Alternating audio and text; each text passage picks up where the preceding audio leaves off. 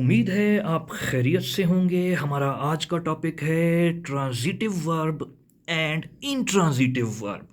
इन दोनों का इकट्ठा समझना ज़रूरी है ताकि इन दोनों का कंसेप्ट क्लियर हो सके, क्योंकि एक ही चीज़ का डिफरेंस है इनमें, एक दूसरे का उलट है। कैसे हैं देखते हैं, थोड़ा डिफाइन करेंगे, फिर एग्जाम्पल्स देखेंगे, एग्जाम्पल सेंटेंसेस देखेंगे और बहुत बहुत इंटरेस्टिंग होने वाला है ये।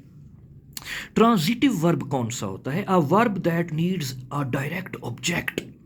A verb that needs a direct object to complete its meaning।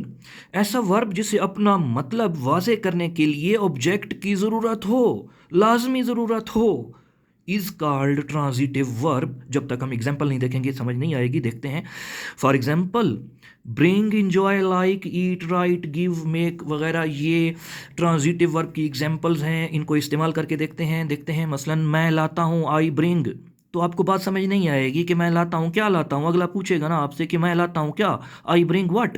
तो आप मुझे बताना पड़ेगा, ब्रिंग के साथ वर्ब के साथ मुझे कुछ ऑब्जेक्ट बताना है। आई ब्रिंग फ्लावर्स फॉर यू, मैं आपके लिए फूल लाता हूँ। तो ब्रिंग को साथ एक ऑब्जेक्ट बताना पड़ा जिसमें हमने फ्लावर्स बताया, I bring flowers. Enjoy, we enjoy. जब आप बोलेंगे वो इंजॉय तो अगला आपसे पूछेगा व्हाट, आप क्या इंजॉय करते हैं। आपको इंजॉय के साथ एक ऑब्जेक्ट लगाना पड़ेगा, इंजॉय, मसलन वी इंजॉय पार्टी। तो फिर आपका इंजॉय का मतलब क्लियर हो गया। Object to complete its meaning, अपना मीनिंग कंप्लीट करेगा ऑब्जेक्ट के साथ। ऑब्जेक्ट लगाएंगे तो उसका मीनिंग कंप्लीट होगा उस वर्ब का, वरना जैसे दोबारा देखें, bring flowers, bring what, enjoy what बताना पड़ेगा।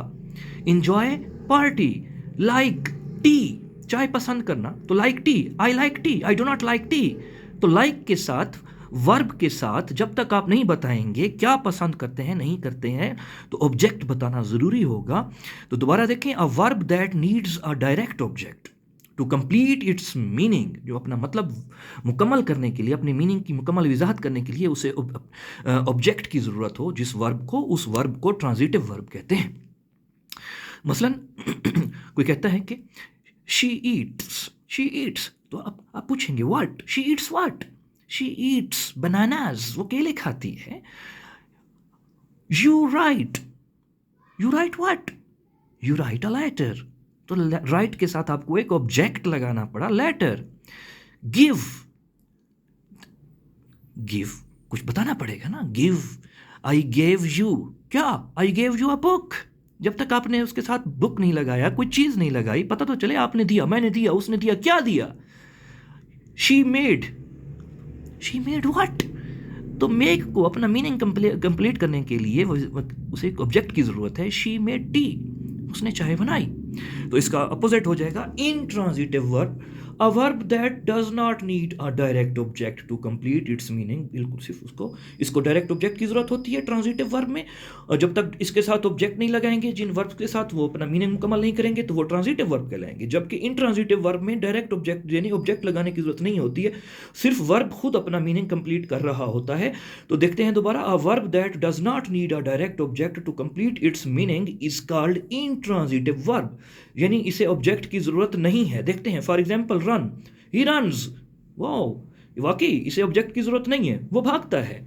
शी स्लीप्स अर्ली, वो शी स्लीप्स, तो हम कह दें शी स्लीप्स, तो वो सोती है, बात खत्म। स्लीप के साथ ऑब्जेक्ट लगाने की जरूरत नहीं है, ऑब्जेक्ट लगाए बगैर भी वो अब स्लीप अपना मीनिंग कंप्लीट कर रहा है। डाई, वो मर गया, ही डाइड, अब डाइड के साथ ऑब्जेक्ट लगाने की जरूरत नहीं है। शी वेंट, ही गोज, गो के साथ ऑब्जेक्ट लगाने की जरूरत नहीं है, वो चला गया। सिट, लाफ, शी लाफ्स, वो हंसती है, ऑब्जेक्ट लगाने की जरूरत नहीं है। The child cries, the babies cry.